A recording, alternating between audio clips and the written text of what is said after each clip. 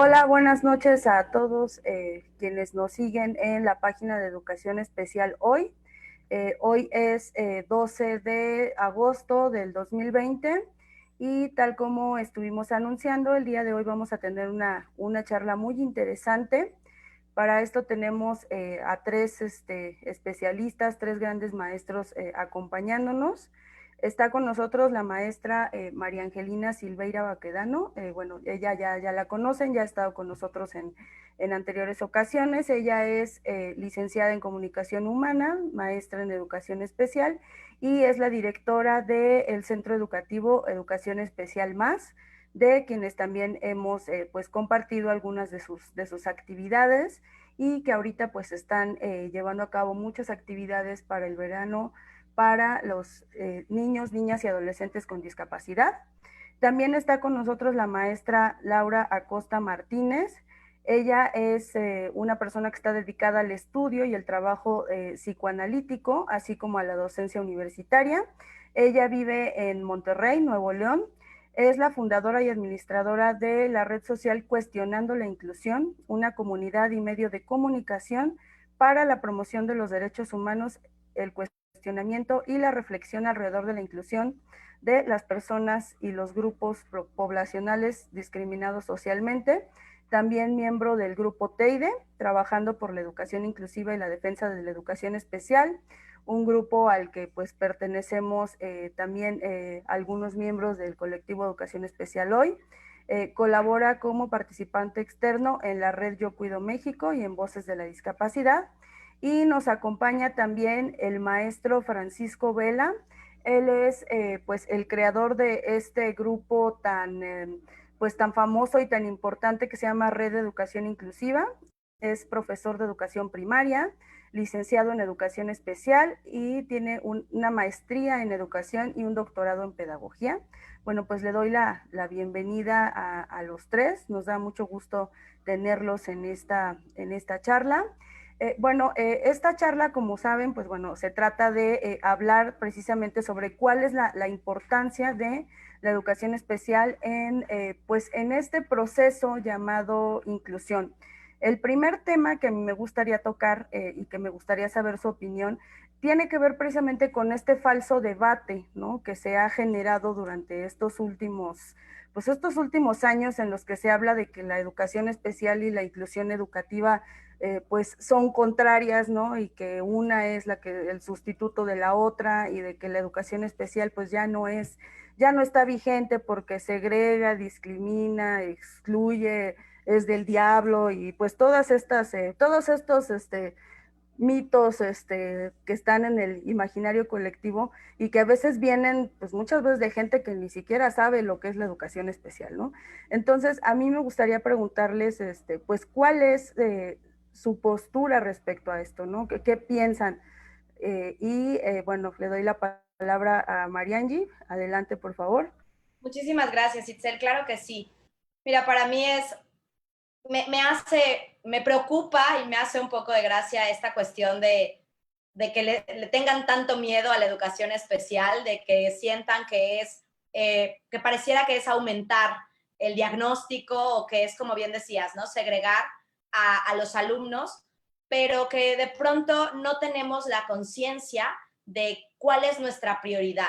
Entiendo que muchas veces los padres de familia están preocupados por el tema de la socialización y el tema de pertenencia a un grupo colectivo, pero de todas formas no nos damos cuenta que pues a lo mejor el grupo o los pares de nuestro chico no necesariamente convergen en edad cronológica. Entonces creo que eso es importante. Y otro punto importante al respecto es considerar que hay alumnos que no necesariamente se ven beneficiados con un ajuste curricular y que de pronto requieren de un diseño específico a sus necesidades para obtener el aprendizaje y la ganancia que necesitan. Muchos de los problemas de aprendizaje o problemas para aprender no radican o no son intrínsecos al alumno, sino que son problemas para enseñar. Y de ahí deriva muchas de las cuestiones de la inclusión y muchas de las cuestiones de la diferencia en inclusión. Yo creo que la pieza clave para llevar a cabo la inclusión es la educación especial. No es lo mismo hacer un ajuste en donde a lo mejor le pregunto el contenido del examen al alumno, que me lo conteste de manera verbal, a hacer un verdadero compromiso de enseñanza para que ese niño aprenda a leer y escribir. Y eso lo logramos con metodología y estrategias que plantea la educación especializada.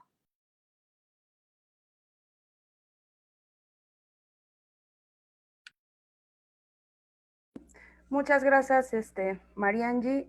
Maestro Francisco, ¿usted qué opina pues, de este planteamiento de si la inclusión sustituye a la educación especial o son complementarias o podemos ser amigos y caminar juntos o cada quien por su lado o cómo le hacemos? Sí, bueno, yo creo que es importante que reflexionemos un poquito sobre este punto. No podemos cerrar los ojos a la realidad. Es decir, es un hecho que ya se habla de la inclusión o quizás mejor dicho, de la educación inclusiva. Pero no debemos olvidar que la educación inclusiva surgió en el seno de la educación especial. Si revisamos los pasos históricos de la educación especial, pasando por el modelo tradicional, por el modelo rehabilitador, por el modelo educativo y hoy el famoso modelo social, en el modelo social surge esta noción de la educación inclusiva, pero es en el seno de la educación especial. El gran problema es que nosotros tenemos concepciones distintas. Es decir, en algún momento pensamos que la educación inclusiva era demasiado, diríamos que limitada. Pareciera que solamente era propiedad de la educación especial. Y entonces, en algún momento, a alguien se le ocurrió suponer o creer o soñar o pensar que la educación especial tendría que desaparecer y que en su lugar tendría que estar la educación inclusiva.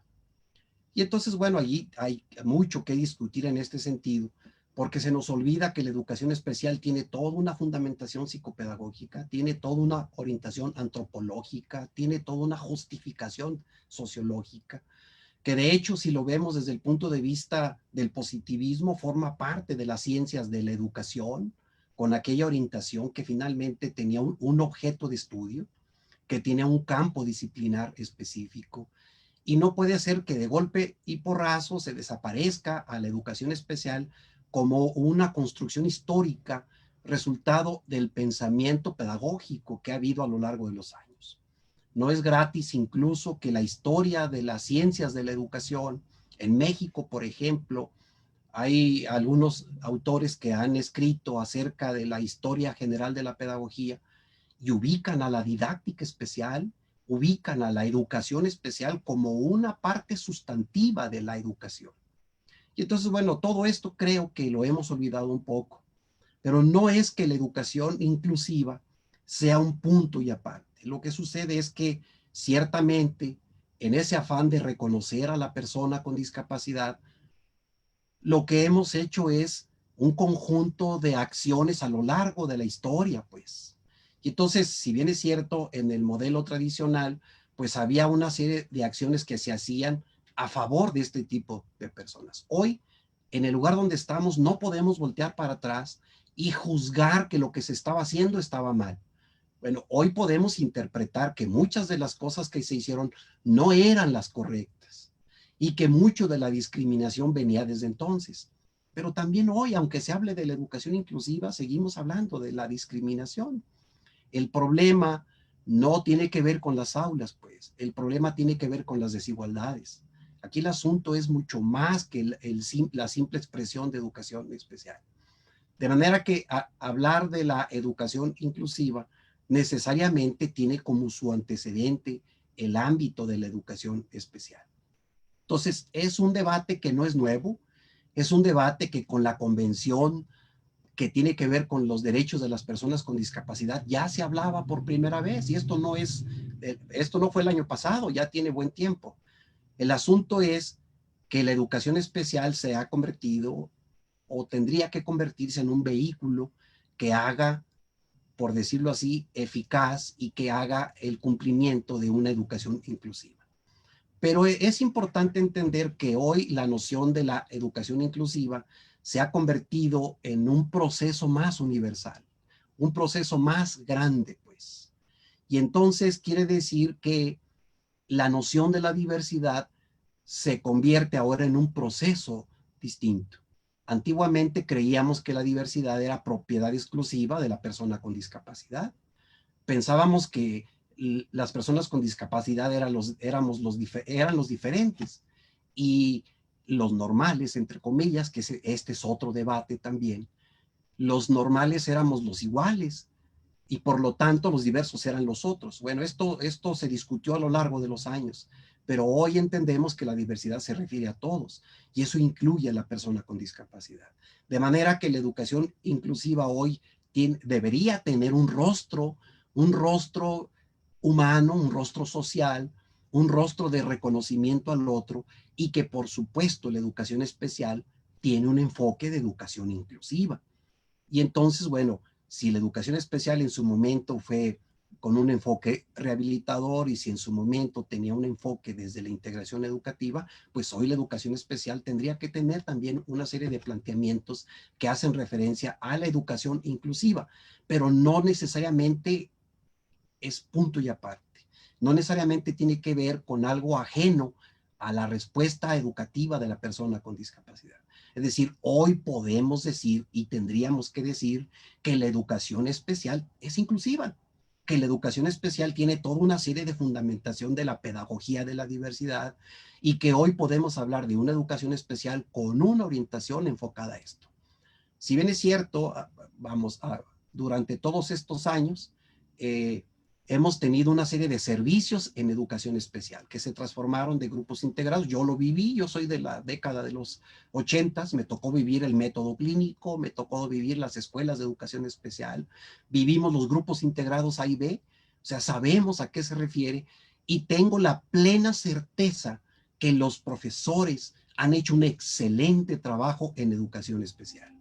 Tendríamos que reconocer también que muchos de los servicios de educación especial se han anquilosado y se han convertido en una mojonera infranqueable que permita el avance de los niños con discapacidad. Eso tendríamos que reconocerlo también, porque dentro del servicio pues sabemos tipos de profesores, pero hablar de educación especial es hablar de sus bondades, es hablar de toda la orientación encaminada a dar una educación integral a las personas con discapacidad. Hablamos de educación, de manera que no hay pugna entre este discurso de la educación especial y no hay pugna entre el discurso y la fundamentación de una educación inclusiva. Al contrario, me parece que coinciden, me parece que son recíprocos y me parece que finalmente son interdependientes. Muchas gracias, maestro Francisco. Laura, adelante, por favor. Sí, muchas gracias primero por la invitación. Y bueno, yo desde un campo muy distinto al de la educación, me acerco a la educación especial por interés propio hace muchísimos años y recientemente como usuaria de la educación especial. Entonces, con lo que me topo de entrada es con esta, yo le llamo falsa dicotomía entre educación especial y educación inclusiva, como estos opuestos, estos binarios polarizados, como si fueran dos cosas ajenas, y me llama mucho la atención porque no tenía así concebida ni a la educación especial ni a la reciente educación inclusiva que yo empezaba a conocer hace unos años. Y me doy cuenta que se ubica en función de los espacios físicos, que me parecía como una cosa muy extraña, ¿no?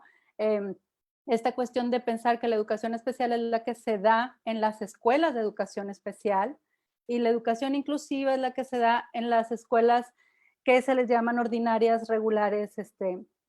No me gusta el término regular porque entonces pensaríamos que lo otro es irregular, ¿verdad? En esta cosa que tendemos a hacer de dicotomizarlo, ¿no? Aunque no necesariamente es así. Entonces les voy a llamar escuelas ordinarias, ¿no? Entonces veo esto y me parece extraño porque yo empiezo a indagar por ahí y me encuentro con la figura en México del modelo USAER, que para mí claramente definía la intervención de maestros de apoyo especializados, maestros formados en educación especial, y pensaba, bueno, es que la educación inclusiva implica la educación especial dentro de los espacios digamos, de escuelas ordinarias, públicas y privadas. Entonces, a partir de eso empecé como a indagar un poco y este año recientemente el informe de la UNESCO, el informe GEM, que es el informe global de monitoreo de la educación, hace una reflexión bien importante al respecto, que por ahí precisa la educación inclusiva como resultado y la educación inclusiva como un proceso. Como resultado es esta posibilidad de ver escuelas diversas, de ver alumnos atendidos en sus necesidades de inclusión, que por cierto, esta definición de la inclusión incluiría como 4 elementos, bueno, 3, por ahí dicen los expertos, yo incluyo un cuarto, que son la sensación o el sentido de pertenencia a un grupo. La educación inclusiva implicaría eso, la participación activa de los estudiantes y el aprendizaje. Entonces, no podemos quedarnos solamente en un lugar que se le da en una escuela a alguien, que se le permite ingresar y estar en un salón y tener una maestra que le llaman maestra sombra, que por cierto también es un término terrible de utilizar, ¿no? Y suelen ser, en el caso de las instituciones privadas, personas que están por graduarse o ya graduadas de formaciones que no tienen que ver con la educación especial y que pudieran en algún momento participar un poco de esta cuestión tal vez de la pertenencia, pero no hay una formación de base para completar estas 3, pertenencia, participación, aprendizaje, o sea, que el estudiante verdaderamente esté aprendiendo en ese espacio, de las habilidades que requiere, no solo académicas, sino habilidades de vida. Y yo añado una cuarta, que es la autonomía, que implicaría que la formación de educación especial, desde lo que yo he revisado, está orientada por principio ahora, actualmente, a buscar esa autonomía, a que sea en muchos casos temporal o transitoria, ¿no? Y entonces, bueno, empiezo a indagar, encuentro esto del informe GEM, encuentro por ahí también información importante que señala, por ejemplo, que las escuelas, así tal cual lo dice el informe GEM, lo voy casi a citar, que las escuelas de educación especial no violan la Convención de los Derechos sobre las Personas con Discapacidad. Que el problema surge porque tanto en la convención como en la convención también de Salamanca, la declaración de la Conferencia Mundial de Necesidades Educativas Especiales, no quedó del todo definida con rigor la educación inclusiva. Eso dice el informe GEM, no lo digo yo. Pero que esto también tenía que ver con una especie de reconocimiento de las complejidades que implicaba definirla con rigidez. Como dejar abierto a las experiencias que cada país, que cada comunidad pudiera empezar a plantearse sobre educación inclusiva y que por ahí vino el sesgo de esta falsa dicotomía, digamos, ¿no? Y bueno, que entonces no se pueden plantear las escuelas de educación especial como segregacionistas, porque bueno, se dedican precisamente a estos 4 elementos, a trabajar con la pertenencia a un grupo, y ahí las escuelas de educación especial también tienen un lugar, y lo dice el informe claramente, para la preferencia de los estudiantes que quieran asistir a una escuela de educación especial por su identidad colectiva, por su identidad personal, que tiene que ver con este sentido de pertenencia, y dos conceptos que maneja el informe muy interesantes, que son la autodeterminación y la autorrepresentación. Lo cual, y el informe también es muy claro, y es mi postura también, no quita el lugar que debe de tener la educación especial en las escuelas ordinarias para producir y llegar al objetivo de la inclusión, de la educación inclusiva. No hay educación inclusiva desde mi punto de vista sin educación especial. Y no se dividen los espacios en que esté una persona aprendiendo. Eso es totalmente particular, es algo que se evalúa desde lo particular, desde las necesidades de cada estudiante y también desde los espacios que le pueden proveer, ¿sí?, de esa participación, de esa pertenencia y de ese aprendizaje.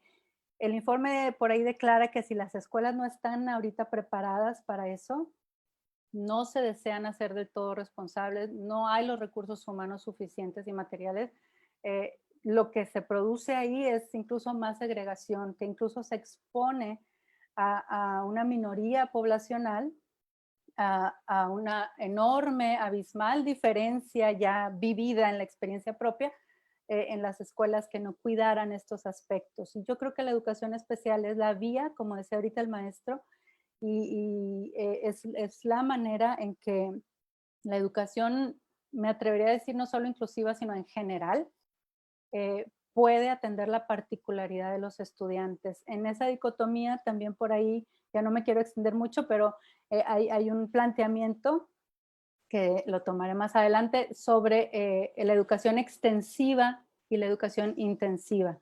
Y lo intensivo o lo profundo o el detalle que se pierde a veces en la educación en general para todos los estudiantes, es algo que sí se puede atender desde la educación especial, que hay mucho que aportar desde la educación especial a esas particularidades que se pueden observar y detallar en cualquier escuela y en cualquier espacio. Y bueno, pues por ahí mi comentario. Bueno, gracias a los tres por esta primera ronda de participación. Yo encuentro, pues después de escuchar los varios puntos, ¿no?, de coincidencia, el primero pues es definitivamente que si no hay educación especial, pues no hay inclusión para las personas con discapacidad. Y no hablamos solamente de inclusión educativa, sino inclusión en general, porque pues la educación es la base, ¿no?, del desarrollo de las personas. No solamente la educación que se recibe en la escuela, porque de pronto también se asocia mucho la noción de educación únicamente al entorno escolar. También rescato que, pues, si bien la Convención sobre los Derechos de las Personas con Discapacidad no dice, no plantea de manera clara que la educación especial pues no deba de existir o que sea violatoria de los derechos, sí es una convención, sí es un documento que ha sido utilizado en países como México para justificar la eliminación paulatina de la educación especial, ¿no? Este desmantelamiento gradual que hemos visto de los servicios, la eliminación de la licenciatura, ¿no?, que es algo gravísimo, el que se dejen de contratar maestros y todas estas situaciones que ahorita en plena pandemia, pues estamos viendo los resultados y las consecuencias de este desmantelamiento, porque tenemos a toda la población con discapacidad, pues en el total abandono, sin una estrategia clara de atención educativa a esta población, y pues a los maestros realmente pues haciendo milagros, ¿no? Haciendo lo que pueden, como pueden, igual a los papás buscando los recursos de donde no los hay para pues atender a las personas con discapacidad.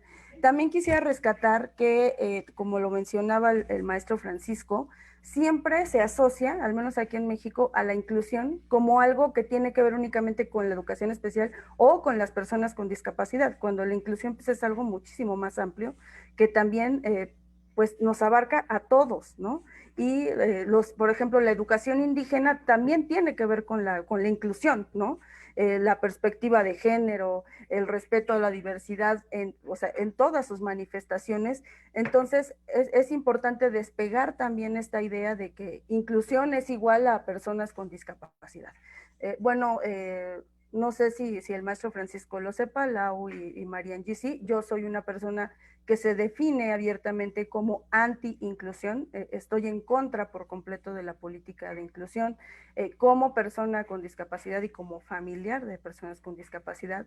Creo que el tema de la inclusión, como está siendo implementada, pues está resultando más dañina, más perjudicial para las personas que de beneficio, ¿no? Incluso yo me atrevo a decir que en México la inclusión educativa pues es una política fallida, ¿no? O sea, porque lo estamos viendo, ¿no? ¿Cuál inclusión? Ya está en la Constitución, ya, pero pues sigue ahí en el papel porque pues en los hechos no se ve nada. Entonces, bueno, la siguiente pregunta tiene que ver exactamente con esto, ¿no? ¿Cuál es la importancia de que la educación especial no solamente se mantenga, sino que se transforme, se fortalezca, reconocer también estas problemáticas de las que ya hablaba el maestro Francisco, porque pues no todo en educación especial es precioso, maravilloso, no todo ha sido perfecto, ¿no? Hay muchas cosas que hay que analizar, que hay que cuestionar y que hay que replantear. Entonces, ¿cuál es la importancia de, pues, de que educación especial en México pues, se fortalezca, se transforme y por qué tenemos que seguir buscando esta transformación para beneficio de las personas con discapacidad? María. Claro que sí, creo que es de suma importancia primero concientizar a las familias, visibilizar cuáles son los requerimientos que tienen sus chicos y a partir de ahí reconocer cuáles son las necesidades, no solamente de aprendizaje. No quiero que sigamos viendo todo intrínseco en la persona que tiene algún requerimiento específico, sea por barreras en el aprendizaje y la participación, sea por deprivación cultural, sea por diversidad de género. Aquí lo que tenemos que considerar son los requerimientos específicos de cada persona, de cada individuo, y a partir de ahí poder tener la sana elección. Y esto solo se hace si nosotros le damos a las familias la información que requieren. Porque entonces con esta bandera de que yo quiero que mi hijo, considerando el tema de duelo y con la bandera de que yo quiero que mi hijo pertenezca, forzo la entrada a una escuela inclusiva en donde a lo mejor sin querer estoy poniendo en entredicho su estabilidad emocional, su desarrollo social y por supuesto su desarrollo intelectual y cognitivo. Entonces creo que la importancia de mantener y de impulsar la educación especial es darle a conocer a los padres de familia que hay otras vías de aprendizaje, hay otras vías de enseñanza que sí pueden aventarse el paquete de garantizar el cumplimiento de objetivos puntuales en cuanto a desarrollo proximal. Ahora, como bien lo mencionaba Laura, creo que es importante reconocer que el modelo de educación especial cada vez se va apegando más a los requerimientos sociales a los que nos enfrentamos actualmente. Cada vez es menor la población que se beneficia de un modelo estructurado, cuadrado, prediseñado y anticuado.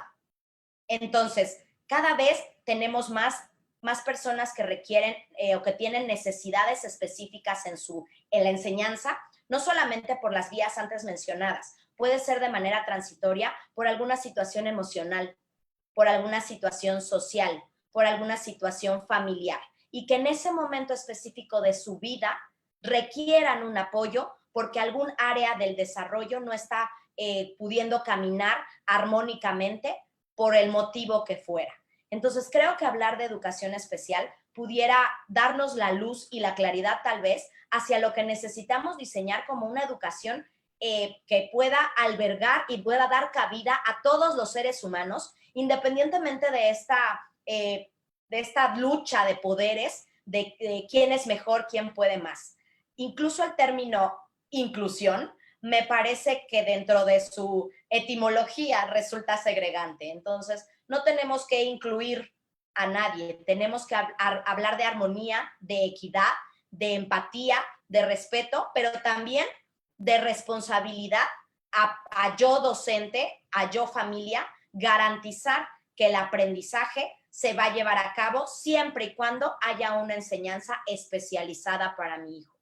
Entonces, de esa manera vamos a poder lograr no solamente el cumplir y dar el beneficio en cuanto al desarrollo de nuestros niños y niñas, también vamos a poder garantizar el acceso al derecho a la educación con el cumplimiento de las acciones que nos lleven al beneficio y a potencializar todos aquellos requerimientos que tengan. No hay tope. Todos los alumnos pueden aprender siempre y cuando los docentes les sepamos enseñar. Muchas gracias, María Angie. Maestro Francisco, adelante, por favor. Sobre este aspecto, yo creo que el problema está en cómo hemos entendido la expresión inclusión educativa y cómo hemos entendido la expresión educación inclusiva. Creo que estamos hablando de dos aspectos que se vinculan, pero que cada una tiene un campo muy particular. La inclusión educativa está referida específicamente a las desigualdades en educación, en todos los ámbitos, las desigualdades, mientras que la educación inclusiva se refiere a la diversidad en la escuela. específico, lo que pasa en la escuela. Y entonces, bueno, la inclusión educativa hace referencia a las condiciones sociales y hace referencia también a las condiciones económicas que finalmente son el obstáculo para el acceso, para la permanencia y para lo que tiene que ver con el aprovechamiento del sistema escolar. Pero la educación inclusiva, bueno, no es otra cosa más de que este tipo de expresiones, este tipo de prácticas que finalmente también implican un riesgo de exclusión o que quizás pudieran incluso hasta vulnerar ese derecho a la educación desde el mismo sistema escolar. Y entonces, bueno, son dos cosas que son equidistantes, pero que finalmente se vinculan. Pero la inclusión hace referencia a otros aspectos que no necesariamente están en la escuela. Tiene que ver con la economía de la familia. Y aquí es donde se finca el asunto de las concepciones. Creo que mucho del problema surgió a partir de 1990 con aquel encuentro en Jomtien y cuando surge la famosa educación para todos. Creo que esta expresión es muy interesante, es muy rica, es muy significativa, pero que finalmente se cayó en un error. Se cayó en el universalismo. Es decir, es de todos, pero es de nadie. Es decir, ¿quién se iba a hacer cargo de unos y quién cargos de otro? El problema fue que los profesores dijeron, oye, espérame, yo mi trabajo es la enseñanza de la asignatura de español, yo mi trabajo es la enseñanza de aspectos curriculares, pero de pronto me vienes que aquí voy a tener a esos otros que finalmente hay alguien que se encarga de darles una respuesta educativa. Entonces, bueno, creo que por allí han comenzado las resistencias. Si de por sí, para 1970 era impensable que una persona con discapacidad estuviera en una escuela. Por eso surgieron las escuelas de educación especial, porque era impensable. Con el paso de los años le abrieron las puertas a la educación especial y se formaron los grupos integrados. Es decir, podía haber personas con dificultades en el aprendizaje dentro de la escuela, pero no podían estar en las aulas. Y los grupos integrados A y B así surgieron. Ahora, con el enfoque educativo, las aulas se abrieron, los niños estaban integrados en las aulas comunes, pero finalmente el profesor no se podía hacer cargo de ellos y el maestro de apoyo de los USAER eran los encargados, han sido los encargados de dar atención educativa a este tipo de niños. Hoy con el enfoque de la educación inclusiva es la crisis. Yo coincido mucho contigo, Itzel, efectivamente. No podemos hablar de una educación inclusiva de facto, de resultados, porque el problema no está en las escuelas, el problema está en las desigualdades y el problema sigue siendo el tipo de concepción que tenemos sobre la normalidad. O sea, hemos vivido bajo la sombra de la normalidad y todo aquello que no coincide con la normalidad es segregado, es discriminado, es rechazado, es apartado.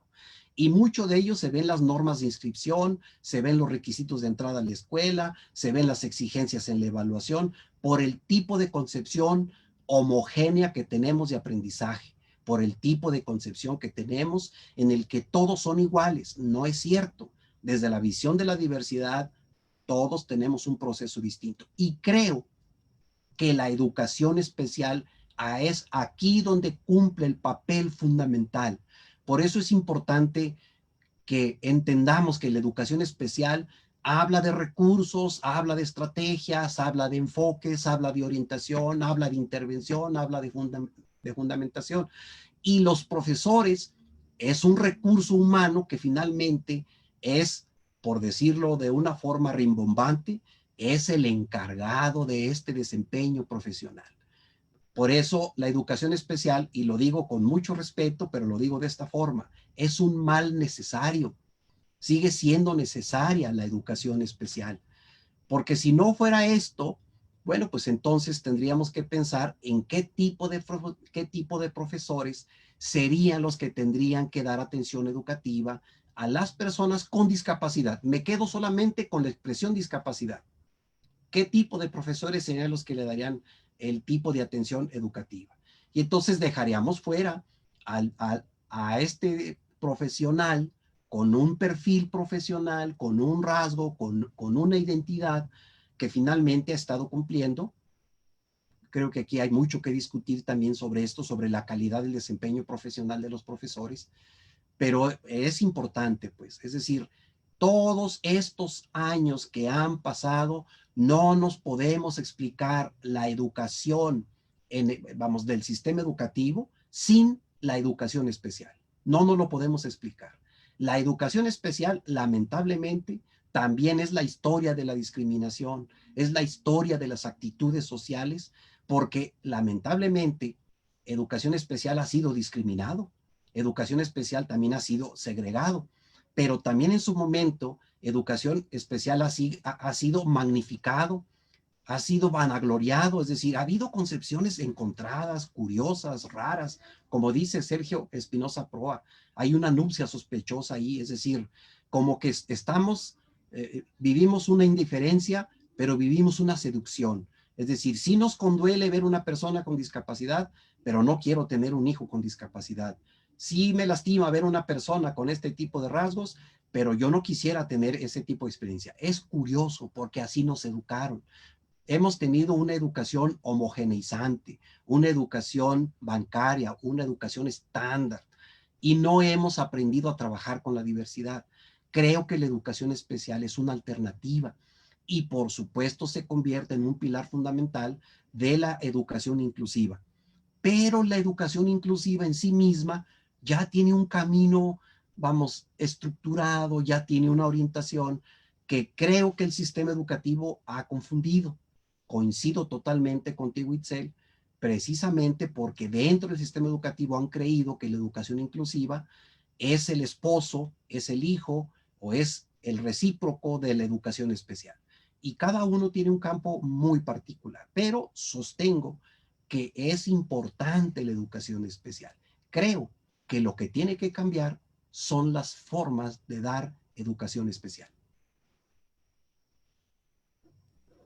Gracias, maestro Francisco. Lau, te escuchamos. Sí, pues siguiendo un poquito las reflexiones del maestro, pensaba justamente también en esta masificación de la educación, ¿no? En lo escolar, en las escuelas, digamos, ordinarias o regulares, y cómo inevitablemente ahí hay un modelo que me parece, no sé si acá se conozca igual, pero extensivo, ¿no? O sea, un modelo que busca eh, que se complete un programa, que haya tiempos fijos, que haya actividades fijas, con evaluaciones estandarizadas, para abarcar la mayor cantidad de estudiantes posibles, ¿no? Ese es como de entrada, pues los requerimientos en un aula, digamos, con 50 alumnos, con 30 alumnos, no sé, y en grandes escuelas, ¿no? Y estoy hablando de la educación especial dentro de las escuelas, pero tanto ahí como en los espacios exclusivos de educación especial,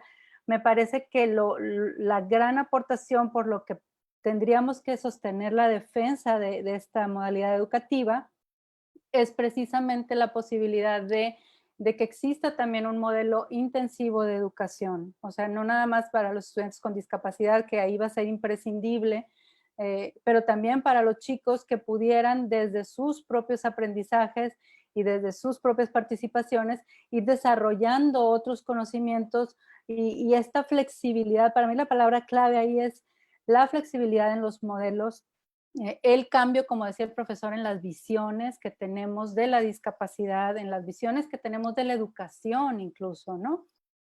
Porque, eh, no sé, un padre que le satisface que su hijo termine el libro que se le dio en el curso, pero no tiene todavía esta visión o esta sensibilidad de ver qué aprendió su hijo, ¿no? Cómo aprendió con H, ¿no? Cómo hizo suyo ese aprendizaje, en qué quiso profundizar o no, y cosas que desde la educación especial me parece existe como este modelo eh, más particular que permite que de pronto no nos apeguemos a un programa, ¿no? O no de manera estricta, que haya, por ejemplo, más énfasis en el proceso de enseñanza-aprendizaje que en el tiempo en que se realizan esos aprendizajes, como me parece que respeta esa diversidad de la que habla justamente el maestro cuando menciona la educación inclusiva. O sea, es no reducirlo solamente al tema de la discapacidad. Pienso en los estudiantes con dificultades en el aprendizaje que no entran directamente tal cual en una definición de estudiantes o personas con discapacidad, pero que hay una infinidad de estudiantes que requieren de una atención más personalizada que no puede ser provista desde un modelo extensivo. Y ahí es donde la educación especial en cualquier espacio y en cualquier ámbito tiene mucho que aportar en la visión que se tiene del programa curricular, de los métodos de enseñanza, los ajustes razonables, digámoslo así, pero también del famoso diseño universal, ¿no? Que implica algo que haga más accesible ese aprendizaje al que lo requiere y a todos los demás, ¿no? Respetar, digamos, las diferencias en los estilos de aprendizaje, en los tipos de inteligencia, o sea, todo esto que viene desde una visión y desde un enfoque que para mí está provisto por la educación especial en cualquier espacio, ¿no? Y digamos que también esta confusión que existe entre igualdad y equidad me parece un grave problema porque ambos son necesarios en la educación inclusiva, no se puede dejar de lado ninguno, pero la igualdad es un estado al que se llega, ¿no? O un estado que se provee de entrada, el mismo estado para todos, igualdad en derechos, igualdad en percepción de sueldos, no sé, igualdad en oportunidades. Lo cual no quiere decir, o la igualdad en el derecho a la educación, todos tenemos acceso a la educación, pero la educación no puede ser la misma para todos. No todos vamos a aprender de la misma manera y no todos nos vamos a topar con las mismas barreras de aprendizaje. Ahí es donde entra el término de equidad, que tampoco son opuestos ni son cosas que podamos desamarrar una de la otra, y la educación especial aborda la equidad particularmente, me parece a mí. O sea, aborda esa posibilidad de que a cada quien se le otorgue lo que requiere para participar, para aprender, para estar inmerso. A mí también no me gusta mucho el término inclusión, siempre he batallado, aunque pues hay que hablar en esos términos porque son los términos o el lenguaje social actual. En algún momento se habló de integración y bueno, de otros términos, pero eh, para estar, digamos, inmersos en un mundo. O sea, el primer espacio de desarrollo fuera de la familia es la escuela, ¿no? Y la educación es la vía o la manera en que accedemos a la socialización también, ¿no? Y a las habilidades para la vida, no solo las habilidades académicas. A mí en la educación universitaria me sorprendía mucho que nadie se hubiera dado cuenta que un chico que llegaba a una licenciatura, a estudiar una carrera profesional, no pudiera redactar algo en su propia lengua. Por ejemplo, como hemos privilegiado la educación bilingüe, ¿no?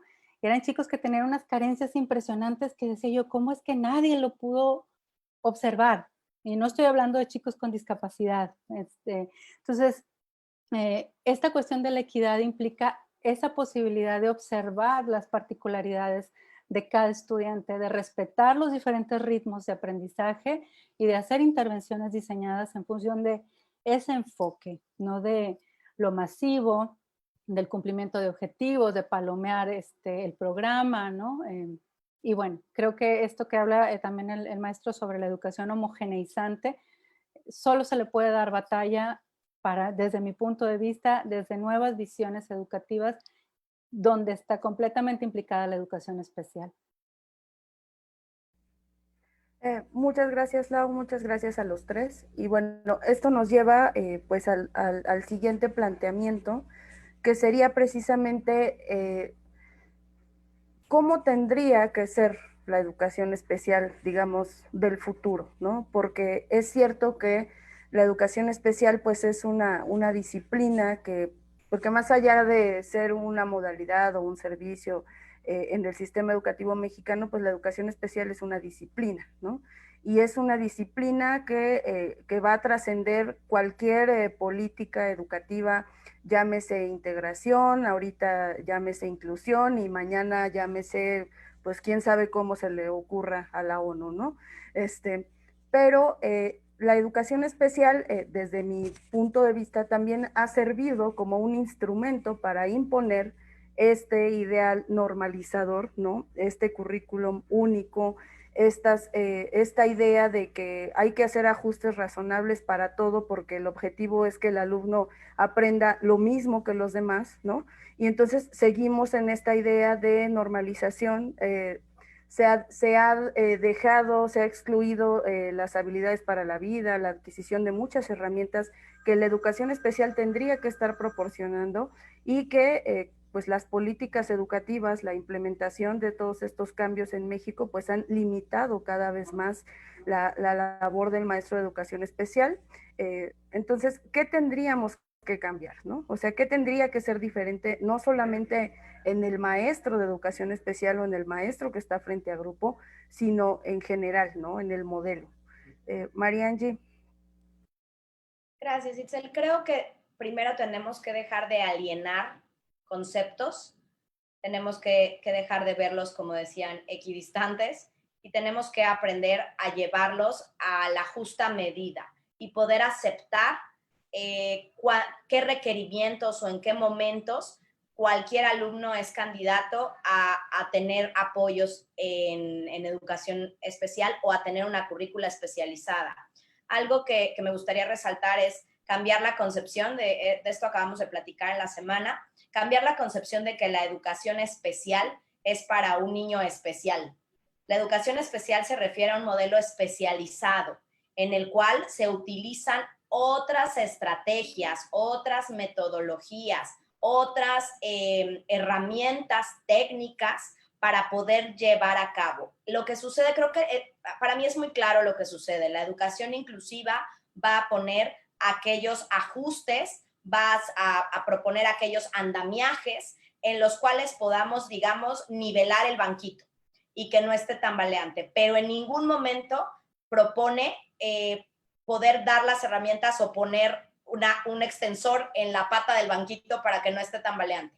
Entonces, si un chico con problemas de lenguaje y comunicación no se puede comunicar, entonces vamos a buscar cuál va a ser la alternativa para darle la vuelta a su requerimiento y que no me implique un proceso educativo diferente al preestablecido.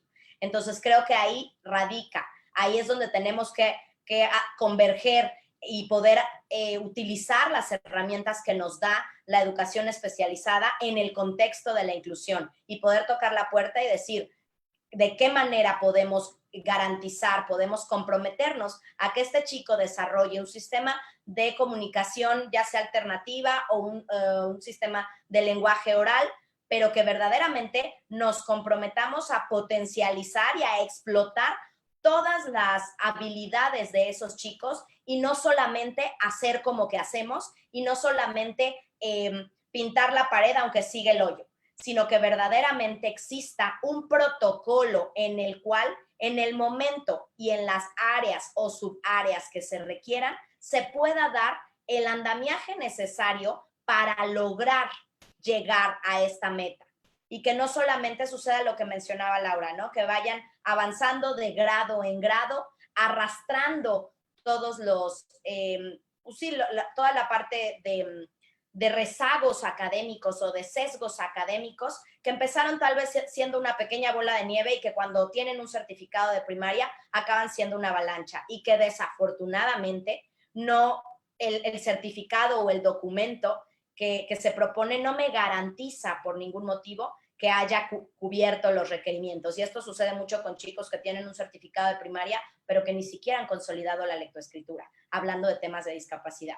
Y en el caso que menciona Laura, cuando llegan a una licenciatura y entonces nos damos cuenta que han tenido problemas sociales, emocionales, académicos, en los que nadie ha puesto la atención debida, y con atención debida me refiero al trabajo que se tiene que llevar a cabo y que solo se ha manejado de manera paliativa con un curita, con un bálsamo para que no se note, para que parezca que ya hicimos, pero que realmente va avanzando y se va engrosando la brecha y no estamos cumpliendo. Entonces, yo que creo cuál sería el ideal, cuál sería la parte futurista de la educación especial, que cada uno de los alumnos en el momento en el que la requieran tengan acceso a esta y que el modelo que propone la educación especial se pueda generalizar no solo justamente a los contextos de discapacidad y de barreras en el aprendizaje y la participación, sino también a aquellos alumnos, entre comillas, regulares, que en algún momento de sus vidas tienen estas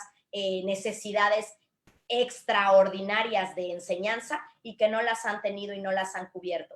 Y bueno, aquí subrayo un poco, creo que no nada más la educación, justo la educación especial, no solamente abarca la parte de cognición, aprendizaje, lectura, escritura, matemáticas, sino toda la convergencia en las áreas del desarrollo social, emocional, cultural, y todo lo que pueda llegar. Y bueno, ya no estamos hablando en tema de inclusión, dejando de lado los servicios humanos, sino hablando de las barreras de accesibilidad. Entonces, creo que ahí también tenemos toda una brecha que llevar a cabo y tenemos que resolver muchas cuestiones de espacios físicos porque no podemos vivir en la fantasía de que todos cabemos en el mismo vaso, porque entonces resultamos mucho más excluyentes de lo que queremos lograr. Gracias, María Angie. Maestro Francisco, lo escuchamos, por favor.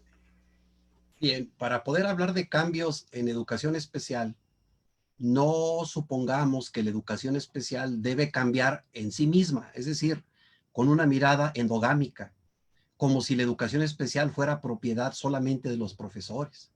La educación especial es propiedad del Estado, es parte del sistema educativo. Entonces, para poder hablar de un cambio en educación especial, bueno, esto implica cambios en la política educativa, esto implica cambios en el sistema educativo, implica cambios en el funcionamiento de las escuelas, implica cambio en las actitudes y prácticas de los actores de la educación especial. Es decir, no solamente pensemos que debemos cambiar nosotros los profesores de educación especial, también el sistema educativo tiene que cambiar. Así que me parece que si nos referimos un poquito a esta idea de los cambios en las políticas, las normativas y los sistemas educativos, yo creo que aquí hay varios aspectos que sí que son un desafío para la educación especial. Y a mí me parece que uno de ellos es el fortalecimiento de la responsabilidad del Estado. Es decir, el Estado tiene que asumir los costos de una educación especial. Pero una educación especial, y creo que allí el mote es con esta orientación de educación inclusiva, que se hable de equidad, que se hable de justicia, que se hable de una calidad para la construcción de una sociedad más justa y equitativa. Y creo que aquí la persona con discapacidad, antes de tener una discapacidad, primero es una persona, y estamos hablando de una persona. Y si hablamos de la persona, por lo tanto estamos hablando de un ciudadano, de una persona que es sujeto de derechos y es sujeto de responsabilidades. Entonces, aquí me parece que es un desafío, pero es responsabilidad del Estado que asuma los costos de una educación especial. Y obviamente otro reto importante será necesario que la educación especial, para que haya cambios en la educación especial, es la ampliación de la cobertura y de la calidad de los programas de educación especial. Cuando hablo de programas de educación especial, no es que en educación especial se tengan programas diferentes. Me refiero a los programas de intervención, a la forma de intervenir en el proceso educativo, a la manera de favorecer los procesos educativos de una persona con discapacidad. Y entonces, por supuesto que en educación especial, esto sigue siendo un desafío, sigue siendo un reto enorme, pero es necesario que se tenga que cambiar. Otro aspecto que a mí me parece importante es la flexibilidad de la oferta educativa en todas las etapas.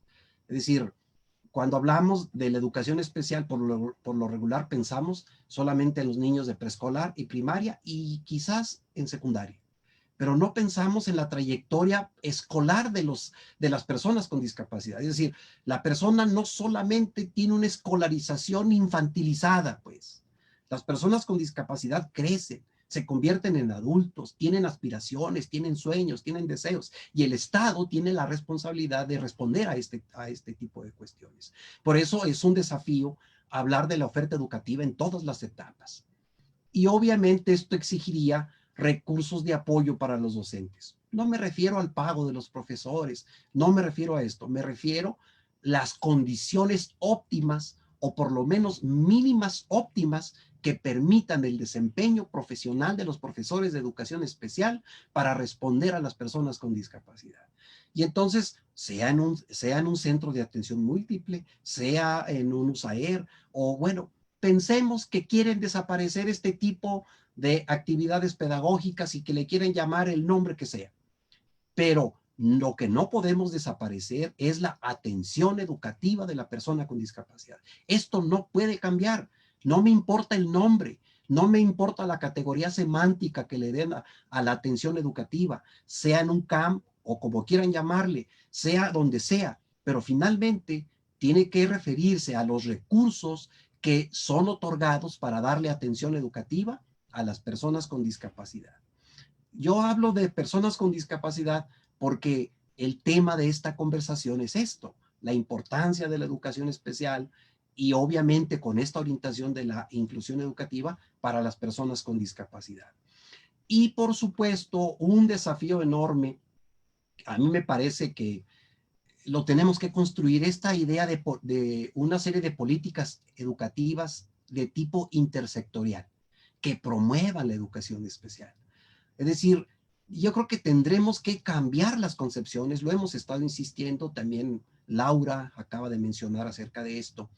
Me parece que tendremos que cambiar las concepciones y esto implica cosas importantes en cómo nosotros entendemos el tipo de intervención educativa, cómo responder a un niño, qué tipo de atención educativa, qué tipo de actuación, qué tipo de estrategias metodológicas. Bueno, hay una gran cantidad de cosas en este sentido. Ahora, no todo lo hace la escuela. Tendríamos que reconocer que hay entes ajenos a la institución educativa que tienen un papel importantísimo en educación especial. Y ellos son los médicos, son, ¿por qué no?, aquellos agentes terapéuticos que tienen que ver incluso con la atención de este tipo de personas con discapacidad. Y ¿por qué no pensar en el reto enorme? El reto enorme de la educación especial son las actitudes y las prácticas educativas. Estas actitudes y prácticas educativas son las que más daño le han hecho a la educación especial, porque la hemos convertido en un romanticismo pedagógico.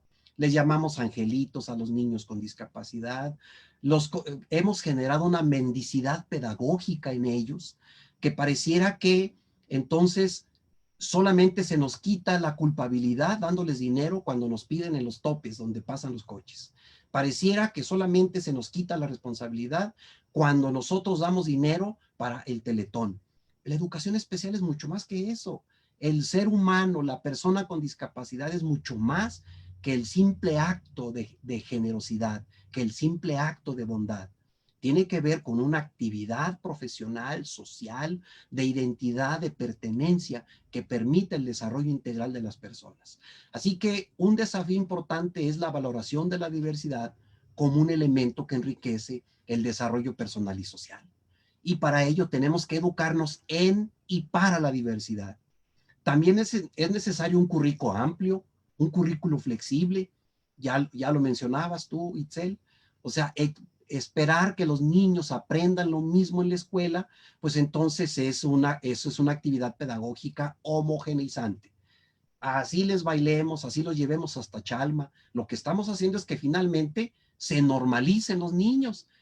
Ese es el problema de la normalización, que pareciera que queremos, como si fuéramos judiciales, golpear a los niños para que hablen con aquellos que tienen problemas en el lenguaje. Los vamos a desmutizar y vamos a utilizar la estrategia fulana con el propósito de que hable igual que los demás niños. Estamos intentando normalizar. Ese ha sido el problema y no hemos reconocido las posibilidades de los niños. Les imponemos, les impostamos algo con el propósito de hacer igual a los niños para que respondan igual como todos los demás. Creo que por ahí tendríamos que empezar a entender que la educación especial está encaminada a reconocer la diversidad, a darle el apoyo educativo a los niños, a responder vamos, de forma educativa a las personas con discapacidad, pero de acuerdo a las condiciones, características y necesidades de los niños. Así que los enfoques pedagógicos y la pedagogía tendrán que estar centrados en el alumno. Tendremos que tener un modelo educativo que responda a este tipo de necesidades. Así que esto exige también criterios y procedimientos flexibles de evaluación y de promoción. Es necesario que se cambien también este tipo de planteamientos. Para ello, las escuelas, sean los centros de atención múltiple o sean las escuelas comunes, tienen que tener un proyecto de escuela que contemple la diversidad y que ese proyecto de escuela contemple el compromiso de cambio. Así que yo creo que la educación especial tiene mucho por hacer en esto y ya no estarnos quejando, ya no estarnos limitando en lo que hemos estado haciendo. Tendremos que cambiar. Por eso, me parece que estos desafíos pueden ser plausibles para que la educación especial tenga un nuevo rostro, tenga una nueva identidad. Muchas gracias, maestro Francisco. Una aportación definitivamente muy valiosa y muy interesante. Lau, adelante, por favor. Pues como me ha tocado ser la última en cada sección, me matan el gallo y dicen cosas que pensaba yo decir, pero bueno, no quiero ser repetitiva, entonces pues trataré como de plantear algunas cosas tal vez muy específicas, diferentes. Pero sí retomando los comentarios tanto de María Angie como del profesor Francisco, por ahí en este informe de la UNESCO, tal cual textualmente aparece que me gusta porque me resulta muy honesto esta evaluación que están haciendo de cómo está la educación inclusiva en todo el mundo. Y hay una frasecita así muy contundente y ellos dicen tal cual: las actitudes y modos de pensar prevalecientes deben ser desafiados. Esa es la palabra, en inglés es challenge, ¿no? O sea, retados, desafiados. Y en ese sentido yo pensaba, ¿y quién va a desafiar esto, no? Entonces, una de las cosas que creo que tendría que empezar a suceder desde la educación especial es precisamente el desafío. Pero cuando hablo desde la educación especial, hablo de todos los que hagamos nuestra la visión de la educación especial, el enfoque de la educación especial, la apuesta y la valoración de la educación especial. Entonces, los padres de familia desafiar a las instituciones, ¿no? En el buen sentido de la palabra, obviamente, no es esta cosa de usar la violencia, pero sí desafiar esos modos de pensar, ¿no? Entre quienes formamos todo el cuerpo social, ¿no? De pronto uno se encuentra con el reto de que se deposita en los maestros únicamente, como decía ahorita el profesor, este tema de la educación especial, y desde la psicología, por ejemplo, ahorita estoy escuchando que a padres se les dice, a maestros se les dice que deben ser, esta palabra tan manoseada y que a mí me disgusta mucho, resilientes, ¿no?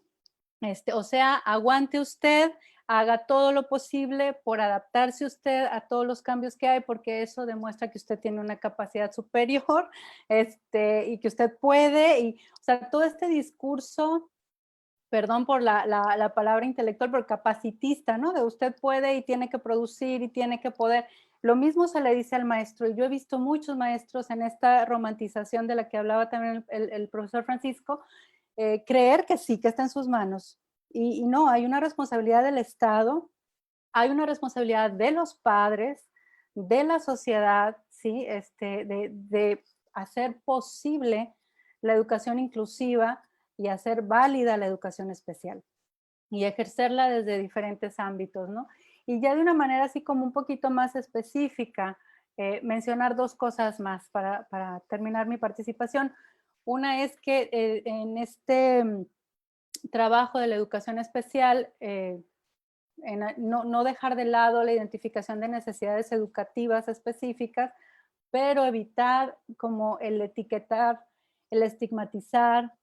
Yo le pongo así como dejar de patologizar la vida, dejar de patologizar el aprendizaje y a la persona o al estudiante mismo con discapacidad, porque a veces me parece que si no se cuida eso desde la educación especial, sí se puede caer en algo que no es el principio tal cual de la educación inclusiva y que implica centrarnos como en qué le pasa a esta persona. Me llama la atención, por ejemplo, que en los formatos de la SEP, donde aparece ahí el registro de algún alumno con discapacidad, vienen cuadritos a palomear.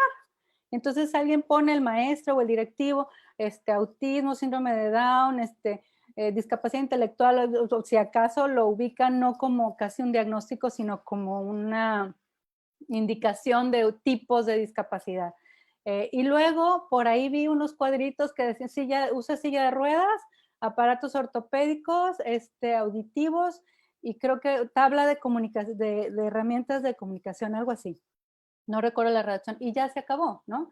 Entonces, eso centra la visión en una cosa patologizante, ¿no? Esta persona tiene esto que se llama así, este diagnóstico, pero eso no dice nada del trabajo que hay que hacer.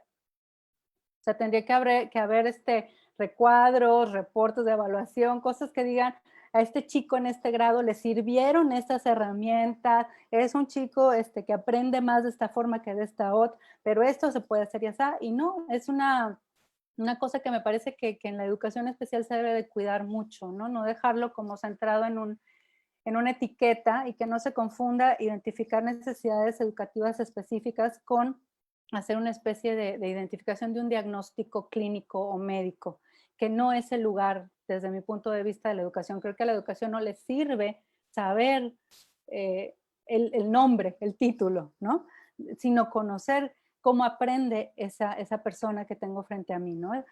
Con discapacidad, incluyendo a las personas con discapacidad. Y lo otro, otros puntos es pensar en que, bueno, ya lo dijeron de alguna forma, pero que la educación especial tiene mucho que aportar también a lo social en ambientes educativos informales y formales, ¿verdad? Por supuesto, pero me refiero, o sea, fortalecer la presencia de la educación especial en la sociedad, no solo en las escuelas, porque creo que hasta que la sociedad conozca lo valioso que es esta visión, puede empezar también a empujar desde lo social, a empujarse en la participación de los profesores de educación especial en los ámbitos educativos formales e informales. Pienso en museos, parques de diversión y educativos, espacios culturales, cines, teatro, no sé, hay mucho que aportar desde mi punto de vista en la educación especial. Hay una educación especial musical, por ejemplo, ¿no? Para la música. Mi hijo sigue un sistema de educación especial para la música, ¿no? Que su maestra ha ido ahí armando de diferentes métodos, porque también creo que es algo que tiene que cuidar la educación especial, que no es como este chico va con formato de enseñanza y nada más, ¿no? Digo, no conozco ni puedo juzgar cómo trabaja la propuesta tal cual, pero sí conozco maestros que hacen esto, ¿no? Como, ok, esto es un modelo diferente, pero también lo homogenizo con todos los que son diferentes o con todos las personas que tienen discapacidad auditiva, por ejemplo, respetar también las preferencias. Si la persona tiene acceso a aprender lengua de señas mexicana o si la persona sí quiere usar un implante, quiere leer los labios, la familia, la misma persona que decide a qué tiene más acceso, ese tipo de intervenciones diferenciadas y diversificadas, que creo que sí lo contempla el enfoque, pero en la práctica a veces se pierde, ¿no? Y se juzga. Yo he visto mucho juicio, ¿no? Porque es correctivo, porque así no debería de ser, porque cuando no alcanzamos a escuchar algo que mencionaba Mariangi, muy importante, la parte socioafectiva, lo que la persona misma quiere elegir. O sea, he leído comentarios en las redes, por ejemplo, de gente que critica que un padre le ponga un implante coclear a su hijo porque ¿para qué lo quiere corregir? Y yo digo, bueno, ¿alguien le ha preguntado a ese chico si lo quiere? Tal vez yo sí levantaría la mano y diría, por favor, yo sí quiero, ¿no? Esta cuestión de juzgar como una inclusión, que ese es otro tema. A mí me gusta, si la palabra batallo con ella, pero por lo menos hablar de inclusiones diversas y que la educación especial pues no caiga en las prácticas homogenizantes por creer que como quiera son diferentes, ¿no? Y finalmente, bueno, por ahí creo que hay formas indeseables de inclusión que también la educación especial tendría que cuidarse de ellas. Una es esta búsqueda de adaptar a un individuo, ¿no?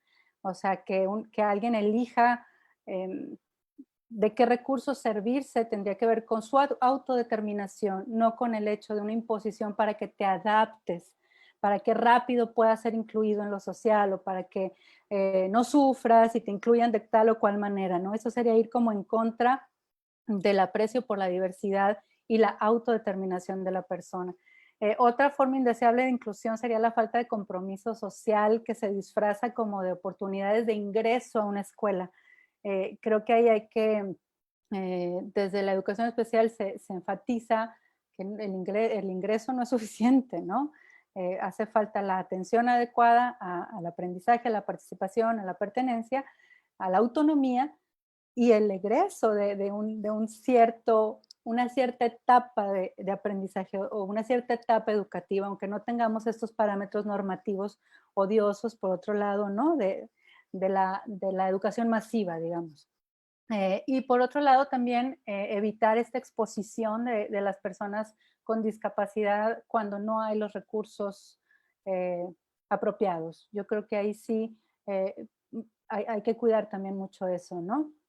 Porque tratando de evitar la segregación, alguien puede ser forzado a salir de una, por ejemplo, de una escuela de educación especial a una escuela común, sin preguntarle, sin indagar qué recursos hay en el otro espacio. Y por último mencionaría el asistencialismo.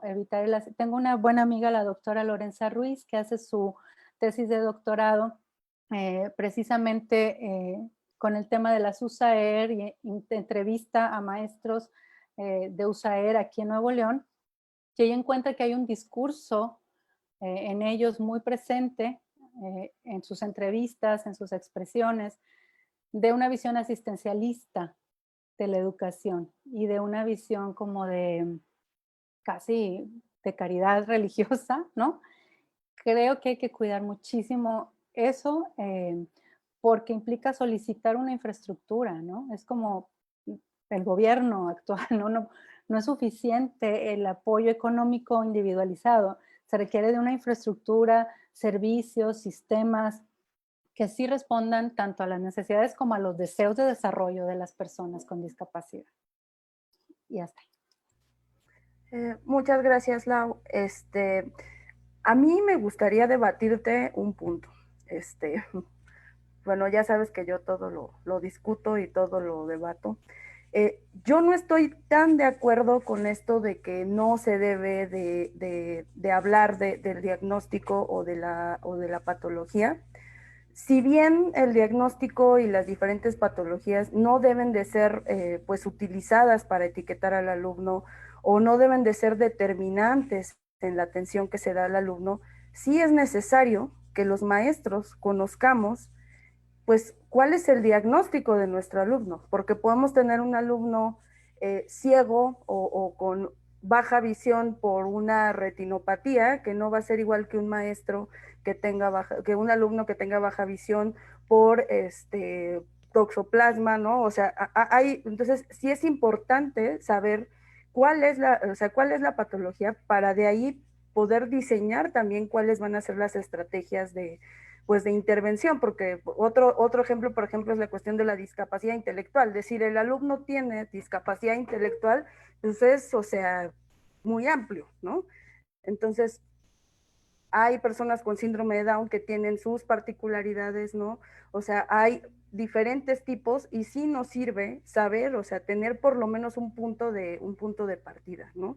Entonces, yo no estoy tan de acuerdo como en esta onda de que hay que sacar las patologías y de que, porque ese ha sido también el argumento para eliminar la licenciatura, ¿no? O sea, de pronto a alguien se le ocurrió que no había que formar maestros por área de atención, porque eso era patologizante y que entonces ahora vamos a formar a un solo maestro que los atienda a todos, Superman, supermaestro que va a ser experto en autismo, en discapacidad intelectual, en aptitudes sobresalientes, o sea, en todo, ¿no? Un maestro solito los va a atender a todos, ¿no?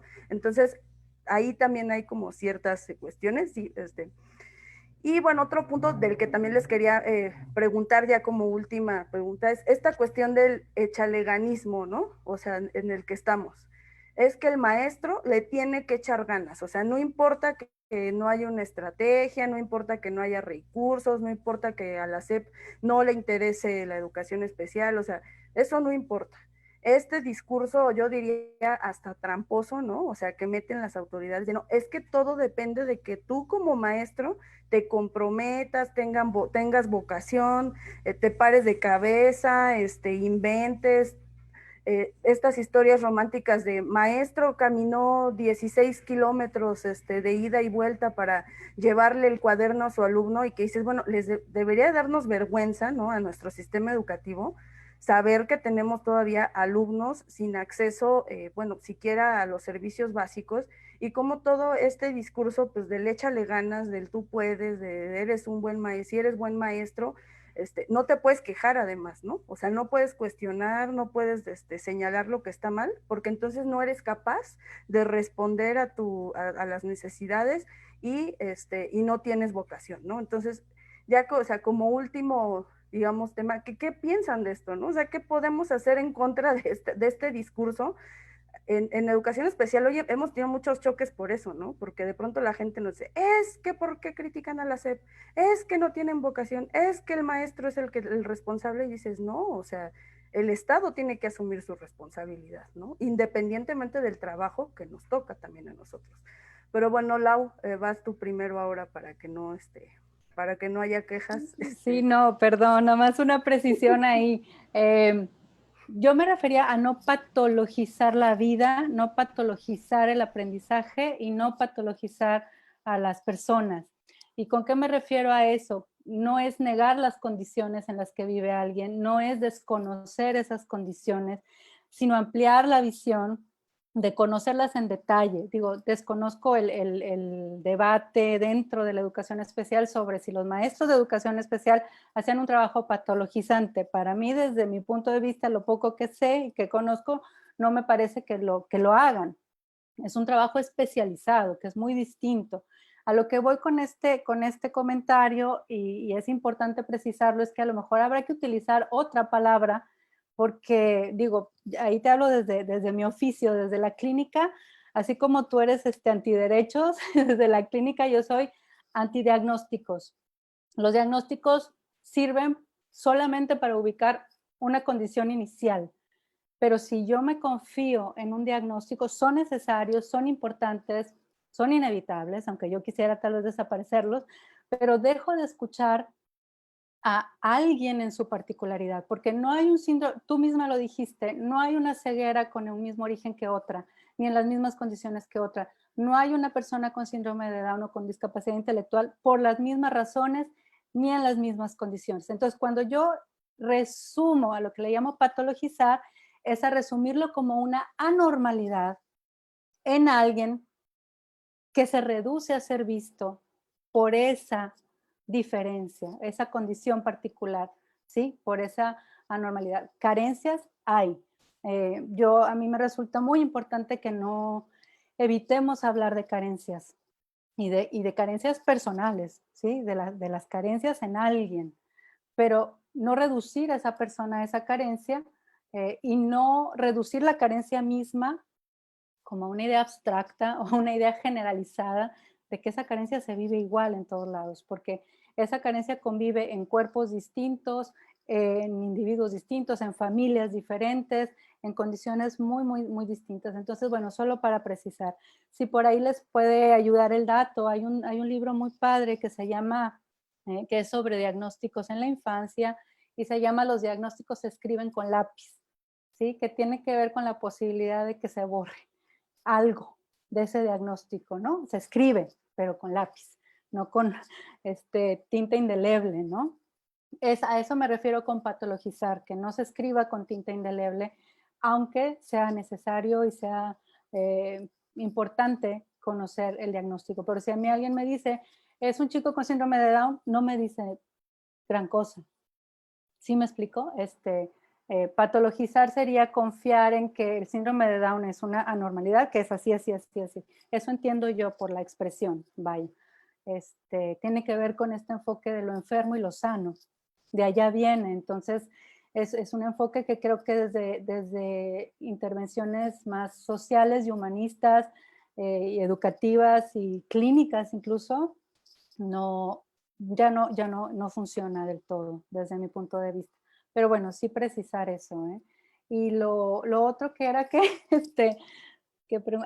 sí, esto de, pues te digo, yo también voy en contra de 3 cosas desde mi oficio.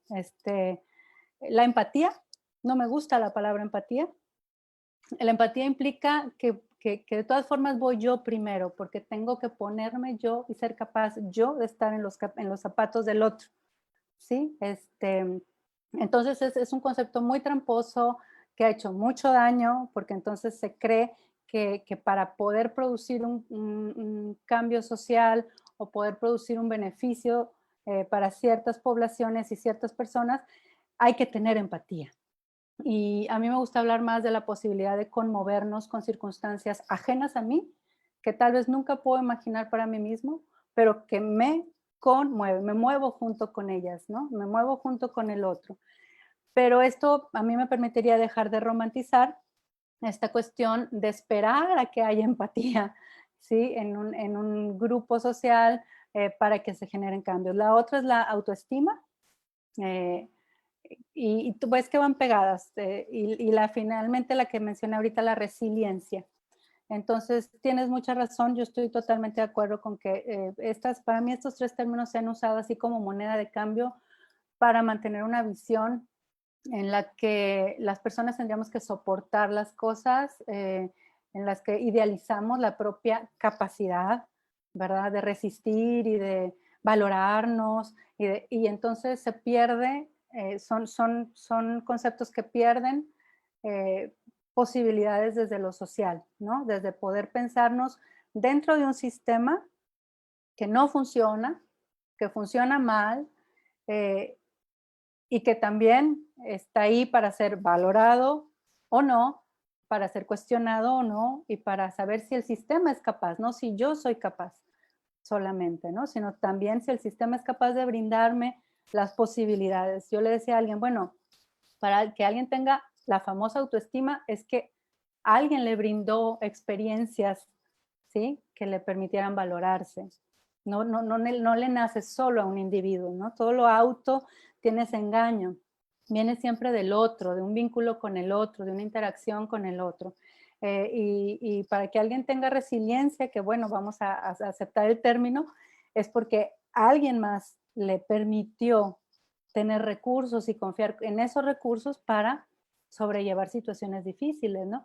Pero no podemos usarlos y no podemos plantearnos una visión romántica de que eso brota, emana, ¿no? De los individuos, y de los maestros tendría que emanar entonces la capacidad de resolver lo que está pasando ahorita con el sistema educativo nacional, y que no, además es una fantasía, es un imposible pensarlo así, y que de los padres tendría que venir la capacidad de encontrar los medios para acceder a todo eso. Por supuesto, hay una parte de responsabilidad, lo social nos incluye a todos, pero no podemos dividirlo y simplificar o hacer, digamos, una visión simplista de lo que le toca a cada quien, ¿no? Creo que tenemos que seguir viéndonos como redes, como un entramado, y entonces cuestionar la educación desde ese punto de vista, no desde lo individual. Gracias, Lau. Mariangi, ¿cuál sería tu comentario, tu última opinión al respecto? Creo que tenemos que hablar mucho sobre la capacitación al docente. Hablábamos de que no podemos esperar un supermaestro, un superman, pero tomando un poco lo que decía Laura con respecto a la resiliencia y con respecto a la autosuperación de los problemas, creo que también tenemos que exigir como políticas públicas esta parte de la capacitación, por un lado. Y por otro lado, insisto mucho en el sentido de poder abrir nuestros egos a pedir ayuda. No todos, no podemos ser todólogos. Y entonces tenemos que tener la capacidad de decir, necesito ayuda para poder actuar en esta circunstancia, en esta situación, y a lo mejor en esto yo lo puedo resolver y en esto me quedo corta, pero siempre y cuando tengamos las herramientas y la capacitación. De lo contrario, solo estamos haciendo como que hacemos. Y con respecto a lo que tú mencionabas del echaleganismo, de ahí no salimos, no salen los padres de familia, no salen los docentes y no salen los alumnos. También para los alumnos está este concepto de, ay, échale ganas, vamos, tú puedes. Ajá, yo puedo si me enseñas, yo puedo si me llevas, yo puedo si me guías, yo puedo si me ayudas. Con respecto un poco a lo que decíamos de hay que solicitar la postura de cada persona. Estoy total y completamente de acuerdo. Estoy convencida de que las personas con discapacidad tienen que tener voz y voto. Hay por ahí un hashtag que dice nada de nosotros sin nosotros, pero también quiero subrayar y visibilizar a las mamás. Tampoco podemos hacer hacer como que no existen aquellas personas con discapacidad que no tienen ni un vehículo de comunicación ni la posibilidad de dar a conocer su opinión. Y entonces ahí, ¿qué sucede? Y entonces ahí, ¿en quién recae la responsabilidad de tomar decisiones? Y entonces ahí, ¿cómo la mamá, el papá, el cuidador tienen que tomar la responsabilidad de apoyarse y con base en su propio criterio, elegir qué es lo que está bien y qué no? Creo que sí, también eso es importante resaltarlo, porque hay ocasiones en las cuales pues no está en nuestra mano, incluso porque son menores de edad, ¿no? Darles a decidir en dónde quieres ir, en una escuela inclusiva o en una escuela especial.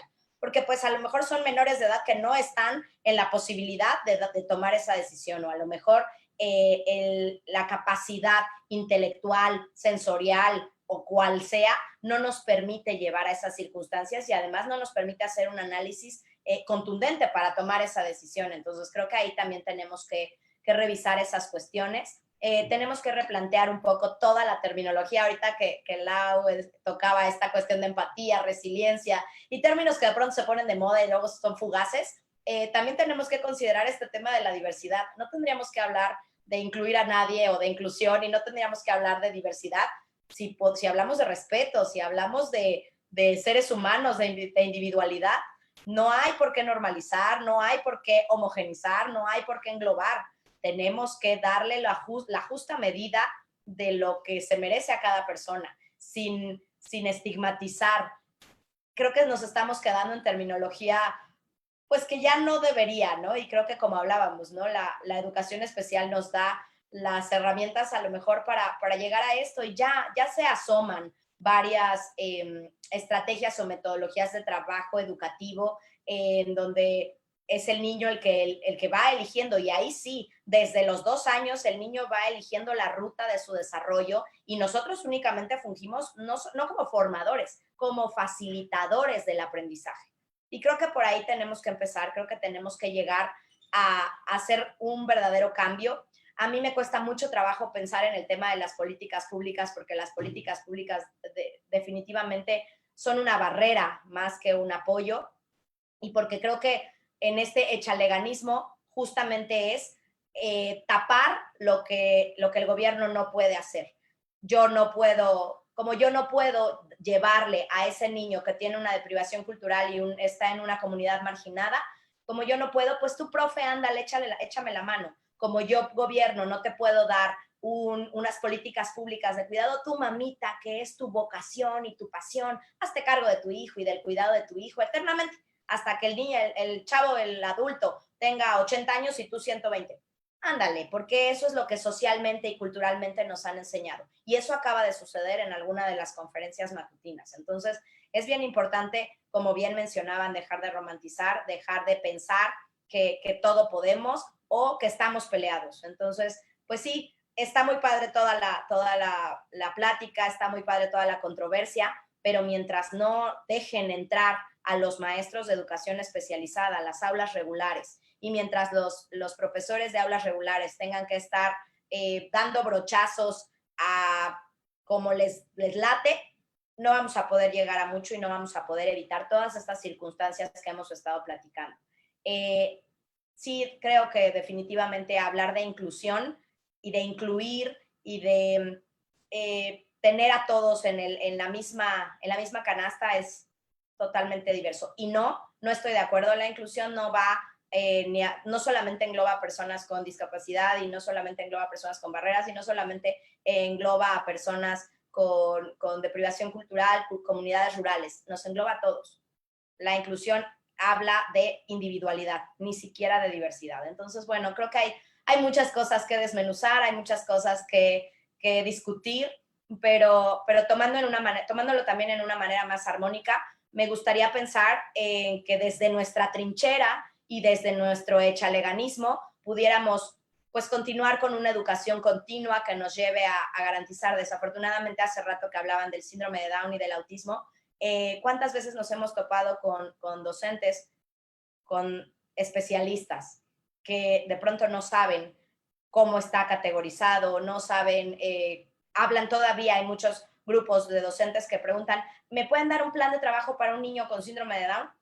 Ni siquiera especificando la edad, el grado, sino como si verdaderamente hubiera una metodología para el síndrome de Down, para el autismo, para la discapacidad visual, para la discapacidad auditiva.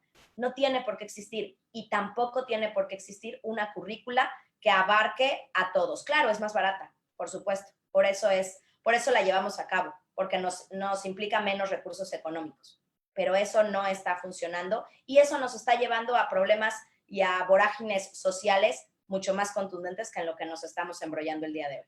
Así que creo que sería todo, hay que cambiar paradigmas y pues sí, a lo mejor una mota de arena no hace la diferencia, pero hay que continuar haciéndolo porque no nos podemos quedar en el pesimismo. Muchas gracias, Itzel, sería todo. Muchas gracias, Mariangi. Maestro Francisco, adelante para cerrar esta discusión tan interesante. Bien, yo creo que este asunto del voluntarismo pedagógico es uno de los problemas al que se ha enfrentado no solamente la educación en general, sino la educación especial. Ese voluntarismo es hacer por hacer, precisamente ese famoso capacitismo, ¿no? O sea, tú puedes hacerlo, tú tienes la capacidad para hacer las cosas. Yo creo que la discusión no está en esto. El asunto es cómo percibimos el nivel de responsabilidad profesional. Yo creo que sí tenemos que hablar de responsabilidad profesional. Y la responsabilidad hace referencia precisamente a la ética profesional. Esto hace referencia también a esa identidad profesional y ética de los profesores. Y esto hace referencia también, por supuesto, a ese sistema de pertenencia. Así que, vamos, esa idea de échale ganas, pues pareciera que es asunto de cualquiera. Basta con que tengas ganas de hacer las cosas, es decir, cualquiera puede. Y no es cierto, por eso hay un perfil profesional. Por eso es importante que los profesionales de la educación especial tengan un conjunto de características que lo hagan ser ese profesional. Y no es que no sea necesario hablar de las ganas, por supuesto. Es necesario que como parte de su desempeño profesional, entonces se incorpore el asunto de la empatía, se incorpore el deseo y tiene que ver muchísimo con los aspectos actitudinales de parte del profesor. Es decir, no solamente es asunto de teoricismo, no solamente es asunto de practicismo pedagógico, es decir, es importante tener referentes teóricos, es importante tener habilidades prácticas para el desempeño profesional, pero también es importante el aspecto emocional de los profesores. Y cuando hablamos de los aspectos, vamos, desde el punto de vista emocional, por supuesto que se incorporan el deseo, el anhelo, el sueño, el tener metas, aspiraciones de las personas. Pero si nosotros nos vamos solamente por cualquiera de ellas, al margen del resto, entonces caemos en el voluntarismo pedagógico. Es decir, si solamente somos teoricistas, tachamos a los demás de incultos, de que no sabemos los términos, no sabemos la teoría, no conocemos el diagnóstico fino, y entonces nos quedamos con ese tipo de referencias. Pero si nos vamos por el practicismo, pues entonces caemos en la idea de que todo es posible y que cualquiera puede hacerlo, basta con que nos den una planeación, como decía Mariangi, basta con tener una planeación y entonces, vamos, eso se llama voluntarismo. Pero si nos quedamos solamente en las buenas intenciones, en el buen, vamos, en ese deseo, bueno, pues también cualquiera puede hacerlo. Es decir, tener a un niño, cuidarlo, pareciera que la educación es entretener a los niños, es tenerlos entre cuatro paredes, eso puede hacerlo cualquiera. Pero aquí el asunto es que esos tres elementos son elementos sustantivos de la profesión docente. Un perfil profesional adecuado para poder responder a la diversidad a partir de referentes que le permitan dar una respuesta. Pero por otro lado, una serie de competencias profesionales que le permitan resolver las situaciones que el alumno enfrenta desde el punto de vista de la planeación, la respuesta educativa, el diseño de las estrategias diversificadas a partir de los estilos de los niños, etcétera. Pero por otro lado también está el que la persona se sienta parte de esto, es decir, que tenga pertenencia, que tenga identidad y que se ponga la camiseta de las cosas. Así que estos tres planteamientos, por supuesto, están en contra del voluntarismo, están en contra de ese, como ustedes como lo plantean, ese échale ganas, pues. Creo que esto ha sido muy dañino, le ha hecho mucho daño al sistema educativo, pero no podemos cerrar los ojos a la realidad. En los hechos, una gran cantidad de profesores viven bajo una sospecha, es decir, en esta idea de échale ganas. Se lo dice el supervisor al director, el director a los profesores se lo dicen a los papás o se lo dicen a los niños, y total que es una canasta revuelta. Pero aquí el asunto es la actitud profesional de los profesores, aquí es el asunto, el perfil profesional de los profesores, el desempeño profesional de los profesores y, por supuesto, el nivel de responsabilidad profesional. Me parece que este aspecto es importante. Pero también no cerremos los ojos a reconocer el proceso del profesor. Es decir, si nosotros pensamos en la diversidad de los alumnos, también pensemos en la diversidad de los profesores. Si pensamos en los estilos de aprender de los profesores, también pensemos en los estilos de enseñanza de los profesores. Es decir, creo que Mariangi hablaba de un aspecto importante, la formación, la actualización y la capacitación de los profesores. Creo que los maestros han hecho mucho, ¿eh? Los maestros en sí mismos se han esforzado y creo que muchos al margen de las exigencias del sistema educativo han estado haciendo trabajos interesantes. Pero posiblemente al sistema le falta responder a esas necesidades profesionales de aquellos que están a cargo de la atención educativa de este tipo de personas. Entonces, me parece que es una responsabilidad compartida. Es decir, sí le toca al Estado, pero también le toca al profesor. También le toca a los padres de familia, también le toca a la sociedad, también le toca a los directivos, también le toca a los alumnos. Y entonces establecer este tipo de espacios de interacción, pues es un espacio que nos permite coincidir, pero es un espacio que también nos permite disentir. Pues finalmente es como podemos crecer. No se puede crecer solamente con la imposición. Lo único que hacemos es agacharnos, callar la boca y hacer lo que el otro nos pide.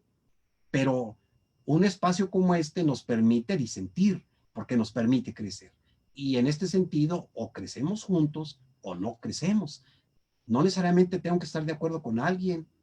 Eso no me hace enemigo del director, ni enemigo del papá, ni enemigo de mis alumnos. O sea, simplemente me hace tener una voz calificada que tiene una visión diferente, pero que finalmente estoy aportando algo, que estoy contribuyendo en el proceso educativo. Y en ese sentido se requiere tener el deseo, tener la responsabilidad, tener la actitud pedagógica correcta para poder participar en un proceso de conjunto, en un proyecto de conjunto en una institución. Itzel, muchísimas gracias. Pues muchísimas gracias a los tres. Creo que es muy importante lo que usted menciona, maestro, porque de pronto también a veces a los maestros se les olvida que esta cuestión de la capacitación, la actualización y la formación continua, pues también es un derecho que tienen como trabajadores de la educación. Es cierto que uno como maestro pues tiene que buscar sus estrategias, ¿no? Nunca se acaba de aprender. Si tienes que tomar un curso, pues bueno, le buscas y eso, pero también es cierto que la SEP sí tiene la obligación de capacitar a sus maestros, de darles oportunidades de formación continua de calidad, no de pronto esos cursos patito que dan, o sea, que no tienen nada que ver con la realidad que se vive en el país, ¿no? O con gente, empresas privadas que se contratan por parte de la SEP y que pues cobran millones, pero realmente lo que ofrecen pues no le aporta casi nada a los maestros. Entonces también es importante saber que pues, los maestros también tienen derechos, ¿no? Porque siempre nos hablan del interés superior de la niñez y que los niños, los adolescentes tienen derecho a la educación y de pronto queda de lado esta parte de decir, bueno, el maestro y la maestra también es ser humano, también como trabajador tiene derechos y también pues a veces se violentan estos derechos en esta idea de ay, pues si te quieres capacitar, pues capacítate tú mismo, ¿no? Sí, una parte es la responsabilidad del maestro, pero pues también la SEP tiene que hacer su parte, ¿no? Como decía usted, pues es un trabajo en conjunto, ¿no? Porque el maestro, pues por sí solo, yo no voy a llegar a una comunidad a eliminar la pobreza estructural o eso. Si esa es la barrera para el aprendizaje, pues ¿cómo le hago, no? También quiero invitarlos, este viernes vamos a tener una participación muy importante, vamos a hablar precisamente sobre la formación de maestros de educación especial, qué ha pasado. Vamos a tener como invitadas a la doctora Lourdes Gálvez, que es la actual directora de la Escuela Normal de Especialización de la Ciudad de México, y vamos a tener también a la doctora Caridad Consejo Trejo, de la Benemérita Escuela Normal Veracruzana, las dos maestras que, bueno, han peleado con uñas y dientes la defensa y el fortalecimiento de la licenciatura en educación especial.